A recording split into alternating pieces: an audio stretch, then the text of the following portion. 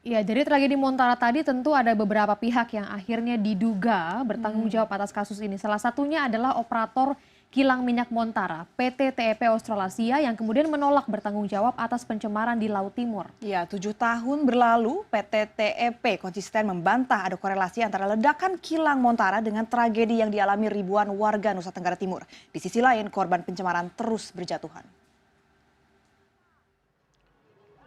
Uji laboratorium Leader Consulting, lembaga yang ditunjuk Komisi Penyelidik bentukan pemerintah Australia, menunjukkan adanya korelasi antara minyak Montara dengan pencemaran perairan NTT.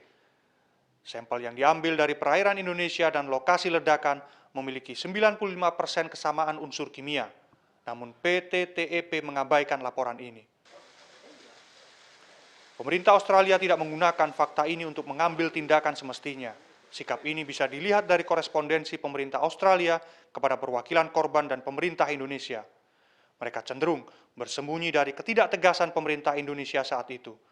Duta Besar Australia untuk Indonesia Paul Grigson menolak permintaan wawancara dari CNN Indonesia. Kasus ini akan dibuktikan di Pengadilan Federal Australia.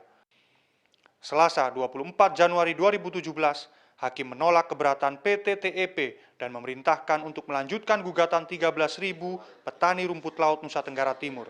Greg Phelps, ketua tim pengacara korban, optimis memenangkan kasus ini. We also have expert evidence that indicates that the oil would have arrived in those communities at that time, and we have many other experts to confer with to establish that Montara oil reached the NT2 communities.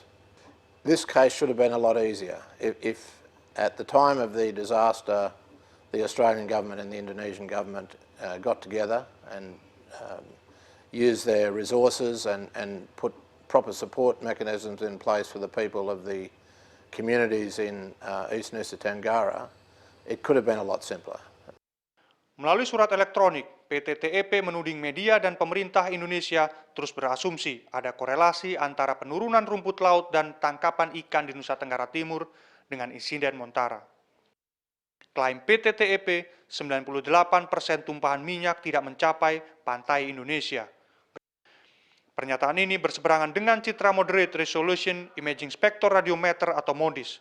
Citra satelit ini menunjukkan minyak masuk ke perairan Indonesia pada 30 Agustus 2009 dan menyebar secara konsisten ke 90% Laut Timur.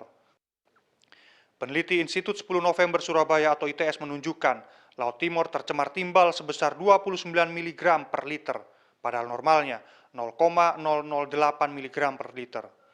Pemerintah Indonesia saat ini berjanji akan mengejar lagi pertanggungjawaban perusahaan asal Thailand itu, sebab pada pemerintahan lalu tuntutan ini dihentikan.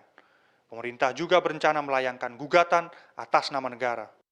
Oh iya, tadi saya baru lapor Presiden, barusan kita akan kejar sesuai dengan peraturan perundang-undangan yang ada, kewajiban mereka membayar kompensasi kepada rakyat yang mengalami masalah di sana. Dan itu waktu Pak Freddy Numberi jadi Menteri Perhubungan, itu sudah ada, hanya waktu itu di stop oleh pemerintahan yang lalu karena ya beberapa alasan. Tapi sekarang saya sepakat tadi dengan Pak Freddy Numberi dan saya sudah lapor Presiden, kita akan mengejar mengenai kewajiban yang dibikin oleh perusahaan PTT dari mana? Dari Thailand ya. Menteri Luhut mengaku sudah memanggil Duta Besar Australia untuk Indonesia, Paul Grigson, pada awal Desember lalu. Di saat mereka yang harus bertanggung jawab saling membantah, warga Nusa Tenggara Timur masih harus hidup di perairan yang mengandung timbal dengan kadar berbahaya. Miftah Farid, Jakarta.